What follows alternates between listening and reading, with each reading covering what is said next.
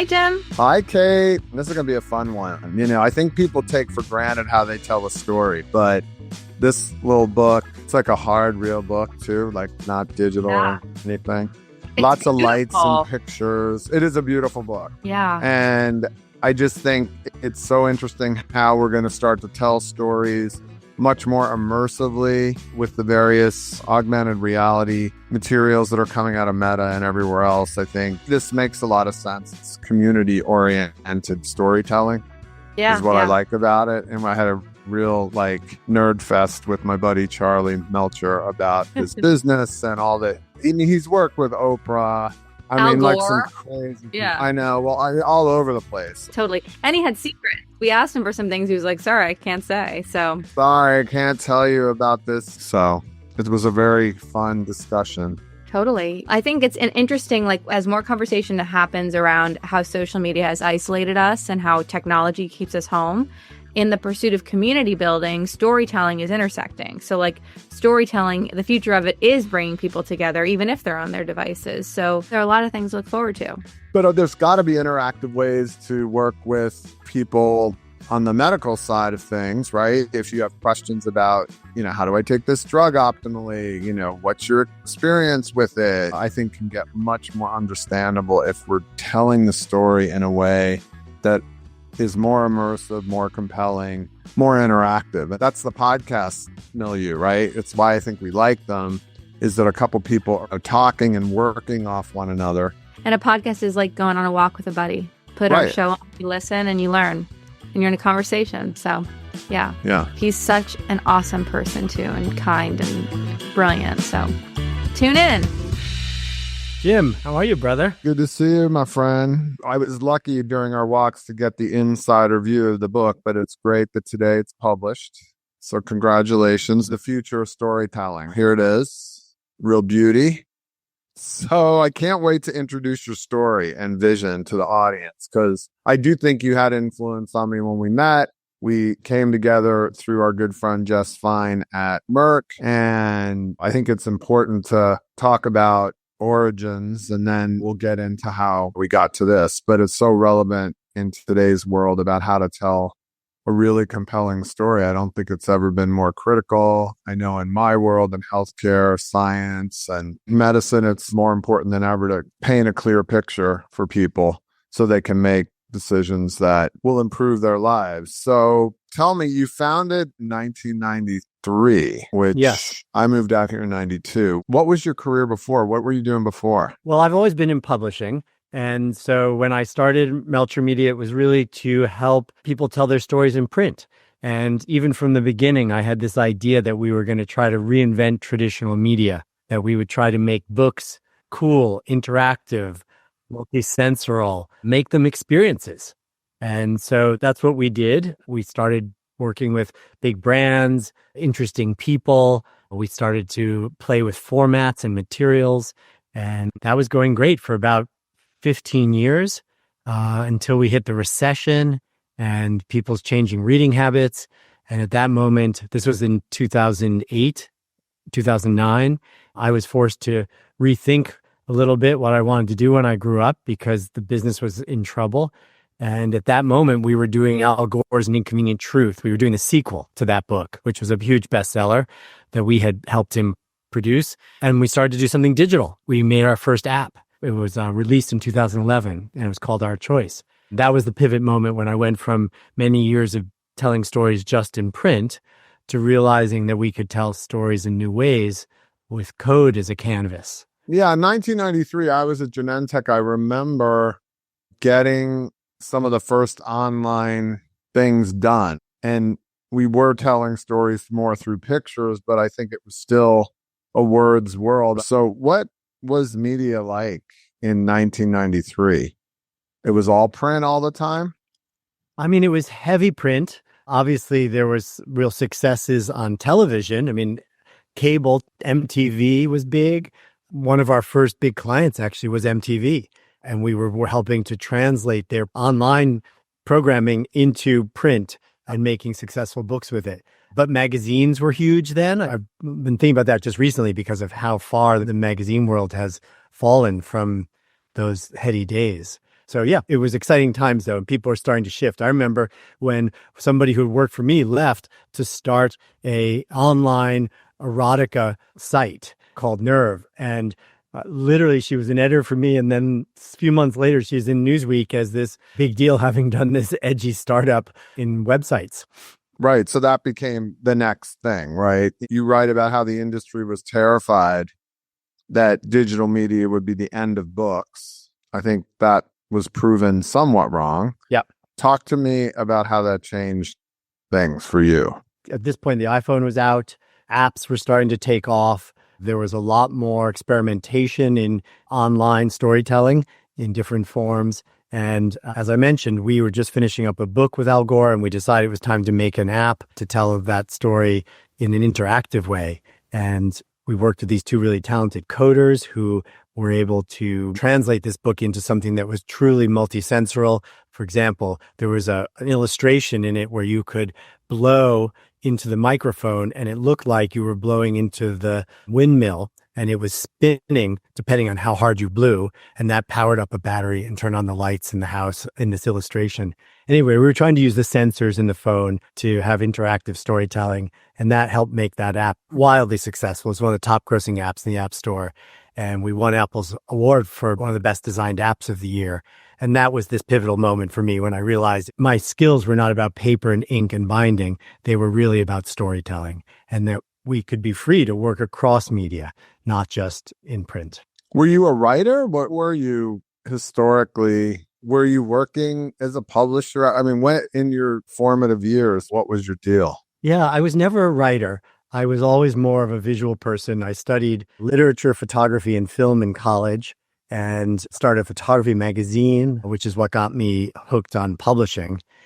And that led to working in publishing, primarily illustrated publishing, which is kind of ironic because I'm dyslexic. I didn't come to reading and writing easily. I love it and eventually caught up, but I definitely started off very slowly in my ability to absorb information in tiny little symbols that run in lines on a page. So yes, a little bit ironic that I ended up in publishing. But even as I came to publishing, I thought about it as a way to tell stories in a multisensorial way, because books are beautiful physical objects and they have a feel and a smell. And so I was always looking for how to feature those kinds of things and weave them into the content of the storytelling. So you were dyslexic. Tell us a little bit about that experience and how it drove you. I mean, I remember it's sort of seared in my brain being in first grade and sitting around in a circle with Dick and Jane books. And when it was my turn to read, I couldn't decipher the words. And as I'm struggling and saying the wrong things, my classmates are laughing at me. And after a few weeks of that, I left thinking I was slow or stupid. And I guess I was lucky. I had a teacher who thought differently, that maybe I just had a learning disability, and she encouraged my parents to have me tested, which was not that common back then. And I got identified as dyslexic, and that opened up a whole world of remedial reading classes where I was going to special tutors. And there was this older woman, Mrs. Schultz, who was the special ed teacher there. And I remember sitting in her little cubby of an office, knee to knee with her, and she'd take out this tray and she'd pour sand in that she'd collected at the beach. And I would have to, when she said the letter B and held up a flashcard with the letter B on it, I would see it and I'd have to say B, B, and then with my finger, draw it in the sand. And then she would say D, D, and I would draw that in the sand. And so for me, learning to read and write was reinforced by this kind of multisensorial experiential learning. And so I'm not surprised that I've been fascinated with that ever since. Truthfully, it's how we all learn. We evolved as a species, running around outdoors and being able to hear noises in the forest or spot things in the distance. We're not meant to just communicate through our eyes and ears and maybe thumbs on a keyboard. We're supposed to be fully embodied in our communications and in our learning. And there's a lot of research that supports that when you do that, it's much more memorable, you learn better, and it's much more emotionally powerful. It has the potential to be, because emotions actually originate in the body, not in the brain. Well, that makes sense to me. So you said things changed in 2008 and 2009. I didn't even realize there was a change in reading habits. I could see that happening during the evil COVID period where people probably were reading more. But what and how did that reroute storytelling as we know it? At that point, there was such an explosion of content online. There was an infinite amount of free content that you could consume. And so it got to this point where books were competing with other media for people's attention. And they are a little bit slower. It takes a little more concentration and focus. It was certainly easier to just sort of surf the web than it was to sit down and read a book start to finish. So I really think that's how people started to shift their attention from longer form to shorter form.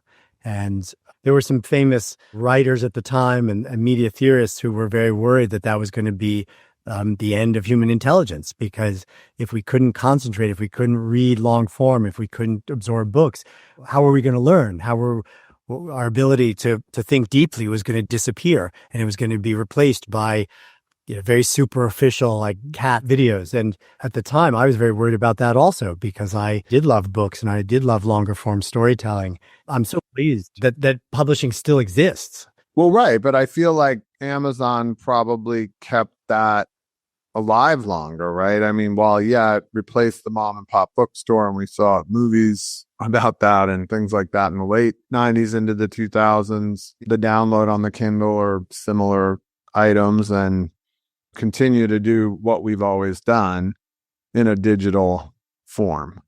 Yes, there was a real explosion for a while there with the Kindle and other types of e-readers. And certainly they have real advantages in some ways. You could get hundreds of them on there, and it's hard to carry 100 books with you. But I think that most serious readers, or many of the serious readers, still prefer print. There's something about the tactile nature, there's something about being able to kind of remember where you are in a three-dimensional physical book that's lost in an e-reader. But again, to each his or her own. I mean, some people just love reading on their Kindle. Yeah, I mean, we have such digital natives that a book, they wouldn't even think of picking up a book. Yeah. Those of us who are still of a certain generation probably get more out of that. And it's something physical to hold, and some can be very beautiful. And is that part of how you've worked with clients on their books? I mean, do you think about the paper width, size? Give me some of the book engineering and design tips. Sure. Well, we think a lot about that because we're always driven to represent the ideas into the physical form. And so we're consciously trying to embody in the materials, in the design, in the tactile feel. I mean, here's a good example. We were working with Oprah on her book, Wisdom of Sundays. And it's really a sort of spiritual book. It's her collection of interviews that she's had with thoughtful leaders and philosophers and authors. And so the decision that we made with her was to take small excerpts from these interviews, but ones that were profound so that you could have almost like a book of wisdom. And so we ended up deciding to use a coarse cloth on the case, something that when you picked it up, you would actually feel that there was a tactile nature. You would become conscious of your sensorial experience to try to help bring you into the moment, almost like some people do with beads, where they do a mantra as they move through beads and count. This was meant to be a way to bring you into the moment and ground you in the physical experience of being alive at that moment. I don't know if everyone got that in our choice of fabric on the cover of this book, but I will tell you that Oprah got it and loved it. And the book went on to be a huge New York Times bestseller. So I think other people appreciated it even subconsciously, if not consciously. Was it cool working with her? It was amazing to work with her. She's a very impressive woman.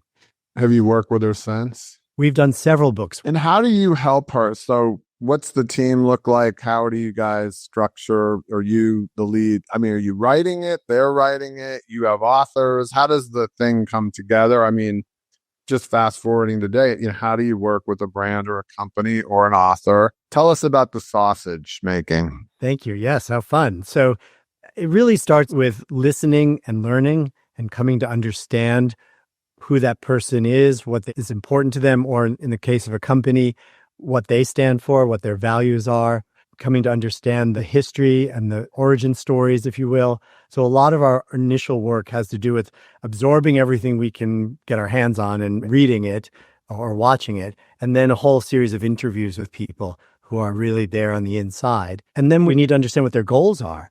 What are they trying to accomplish? And so then our role is to help them think through what's the best book or other form of media that will be true to who they are and accomplish that goal. And so that's where we bring our 30 plus years of experience telling stories with the world's biggest brands and authors and media properties. So we understand what works well in the marketplace. We understand the craft of making books or videos or immersive experiences. And then we bring that knowledge to bear with the brand or author. I remember we did the 100th anniversary book of Harley Davidson many years ago. And I had never driven a Harley Davidson. I came from a nice New York City Jewish family. My father thought you would die the second you got on a motorcycle. So I had a healthy fear of them. And I had to saddle up and put on my leathers and get on a bike and learn how to ride a motorcycle. And anyway, we ended up making this book that at the end, the CEO came to me and said, Charlie, you created the real McCoy. This book is really us.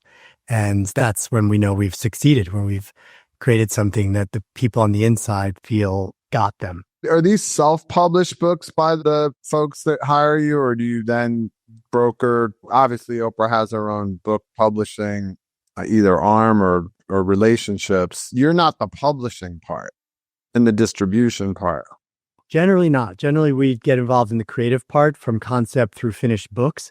So the building of a creative team, the outline, the writing, the design, the editing, all of that, and the manufacturing. I should also say, Jim, that we started with books, but now we work on a whole array of different types of storytelling. I mean, we're helping to build a presidential library for Theodore Roosevelt, which is really an immersive museum. We're working with one of the world's top automotive brands to help them launch a new vehicle. We're working with one of the world's top performing artists to create an immersive concert for him with a digital double. It started in print, but actually we work across a lot of different media forms, always though with powerful human storytelling at the core. So the future of storytelling is both the title of the book and your well-known podcast that I was on. Did you decide to be a futurist in this context, or did the role pick you? So the origin story for future storytelling was to create a summit. We did a one-day event. And I think that for me at that moment, I was feeling a little bit stymied by the book business. I was kind of a very mature medium. I had been in it for many years. My learning curve had leveled off, and I was surrounded by all this exciting stuff that was happening with apps and online and gaming and all these other areas. And so I was hungry to get exposed to the cutting edge of storytelling after so many years in the old forms of storytelling. And so deciding to create an event that was called the Future of Storytelling was really an invitation to curate the future. And that's what we did through that summit. And for many years, our role was to find the most cutting edge technologies, the most innovative thinkers, the creators who were doing things that no one had done before, and bring all of that back to this one event and get people cross-pollinating and collaborating. So yes, through that, we became people who were, I wouldn't say futurists, meaning we weren't trying to predict the future. If anything, I always love that quote that's, the future is already here, it's just unevenly distributed. So our job was to find it, find the most cutting edge pieces that most people hadn't seen and bring it to one place with the hope that we would inspire other people and get them collaborating. And that would unlock and, if you will, help to create the future, because those people would be inspired and find the collaborators or the technologies or the solutions that they were struggling with. And that would open up new opportunities. Yeah, I mean, one of the favorites of mine is you can't design the future with the mindset of the past. And that's one that my old colleague Gary Greats used to use that with clients. So in our world, I'm sure you are setting out on a similar ideal when you say the future of storytelling won't be watching stories, right? We're actually going to be living them, which is kind of wild, right? How will we interact with content in the future? A dozen years or more now of getting to be invited into these labs or workspaces or performances like getting to see people doing cutting edge work, I started to notice certain trends, certain things that seemed to be taking off or gaining traction. And the insight that I share in the new book is that we grew up in an age where all of our media was linear, flat, fixed, two-dimensional, passively consumed, and in many cases downright antisocial. Ironically called social media, but in reality, we know for most people, it creates the opposite. It creates alienation and polarization and loneliness. There's a new kind of storytelling on the horizon, and it's very different. It's a kind of storytelling that is immersive. It is embodied. It gives us agency, a role to play. It's responsive. It sort of personalizes or understands who we are, and it's highly social. And because of all of those things, it has the potential to really stay with us, to be transformative. And I call those kinds of stories living stories. That is, we're not sitting back watching, consuming it with our eyes and ears. We are in it. We are living it. We're fully there, embodied in our actions and in our emotions. So we'll take on characters as we watch them. Is that what you're saying? So how's that work? It's hard for me to imagine. There are all different ways that that's happening now. You can see it in certain types of virtual reality experiences where you put on the headset and now you're looking through the eyes of another character as you wander. You can even see your hands and have agency, and you can see other people in it. In the book, we have an example of called The Infinite, which is created by Felix and Paul Studios. And it's an experience of going to the International Space Station and you're wandering around and there are other people. And in fact, this experience can have, I think, 500 people at a time in VR wandering around together. It's pretty amazing. Another great example is immersive theater, something like the incredibly talented and brilliant Felix Barrett, who runs a theater company called Punch Drunk. And they created something called Sleep No More, which is a historically significant piece of immersive theater where, again, several hundred people at a time are wandering around as ghosts inside this building, interacting with the cast, with the actors, and being able to touch things and explore through these several floors of immaculately designed spaces at will, like their choice, how this story unfolds, what parts of it they see. So there are many, many different examples in different forms of reinvention. There are people in branding know about, let's say, that wonderful experience that Giant Spoon did at South by Southwest a few years ago for the HBO show Westworld, where they created the whole town of Sweetwater, I think it's called, where you got to live in Westworld for an afternoon. I mean, mind-blowing stuff. But that was a marketing thing. Another one is an art piece. Another one's a theater piece. Like, this is happening all around us in different industries with different technologies in different parts of the globe. And already it's making hundreds of millions of dollars, but it hasn't quite really broken through to mainstream consciousness. But I think we're a few years away. You divide storytelling into 6 categories: agentic, immersive, embodied, responsive, social, transformative. It all sounds like, all the things we hear with respect to AI. Can you offer example of how companies like Netflix and CBS or the Sphere fall into those categories? Because I go to the Sphere to see Dead and Company. I just saw the Eagles there. And so music straight up awesome, but now you're interacting with a lot of visuals as well, which I think is just enhances the experience and almost makes it hard to go just hear regular music without that. So those 6 components you just mentioned are the ones that I consider to be essential to this new form. Like, if you want to create a living story, you want it to be immersive, agentic, responsive, social, participatory, transformative. Like, all those things are part of what it means to create a living story.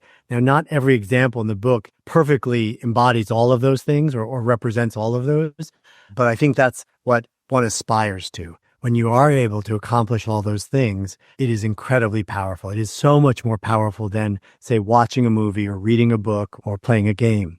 So we met when we put together the Merck book after you did the story of Keytruda, which is a immunotherapy for cancer that was quite, revolutionary at the time. I think one of the things you're talking about here is, I of course believe Everyone's going to get hit by the bouncing ball. There's nothing more important than your health. And telling a story that is as well-rounded as you can in healthcare is really this. It seems like getting a little more involved, more immersive would all be very useful. Where's the future of stories? Tell us what's coming. There's going to be a real fairly quick explosion in wearables. AR glasses. You already see Meta having great success with Ray-Ban and other companies doing similar things. And very quickly, we're going to get to that place where we're wearing on our wrists or fingers or belts that will also provide the capturing of information, maybe about our heart rate, maybe about our galvanic skin response. Maybe it'll be able to pick up our emotional response to things by reading those biometrics that we're not even conscious of. So when we start to be able to mix that kind of understanding about our physiology with the ability to add a layer of storytelling onto the real world, it's going to be an incredibly powerful tool. You won't need to go to some fancy theater or a thing like the Sphere. You'll be able to actually have a powerful story experience that's responsive and agentic and embodied as you walk down the street. So we could tell stories in a much more compelling, interesting, interactive way than we're doing it today, it sounds like. I do want you to get creative on this, though. Okay. We always ask 2 questions. So you've been cast off to a desert island. It's not virtual, it's real. All right. What is your desert island album? What album are you taking to that island? Okay. What album am I taking? Let's see. I might end up taking with me one that I have kind of an emotional response to because of my years working with it. Captain Fantastic, Elton John. Seems appropriate for you, in this book and all of that. Really great one. Can't go wrong. And what's your dream vacation? Not on the desert island. Yeah. My dream vacation is where I get to go to some place in the world and get to meet the most interesting creators and get brought behind the curtain into their process. So I don't have one dream vacation, but I often get to go on my dream vacations through the Future of Storytelling Explorers Club. And for me, the power is being someplace I've never been before and having a mentor or a guide who's really there and understands it, and they bring me into their world. And because of that, I can connect. It's not just the access, it's the understanding and the emotional connection that makes it meaningful. Well, look, Charlie, there's so much more we cover. We're going to keep telling stories together. Let's keep connecting the dots. Thanks for being here with me. I do like designing the future and thinking about the future all the time. So this was really time well spent. And I can tell you it will change how I talk to a lot of my colleagues and clients and others in terms of how they tell their stories. There's so much more, so many ways they can do this now that are more interesting than ever. Jim, thank you for the opportunity. And I've always been a huge fan of your storytelling, and you're raising the bar in your field to helping people realize that there's the power to tell really strong stories, the need to tell really strong stories, particularly when you're dealing with such important things like life and death and people's well-being. So thank you for the storytelling you do, and thanks for the opportunity today. All right, man. Hey, everyone. Thanks for joining me on the Get Real podcast. I hope you feel a little healthier hanging out with me. It's going to be a lot of fun passing this along to others. Please subscribe below. Please share. I'm excited not just to talk about healthcare, but a lot of other fun topics. It's about making healthy talk about healthcare. It's not a lecture. This is supposed to be fun, and look forward to spending more time with you in the future.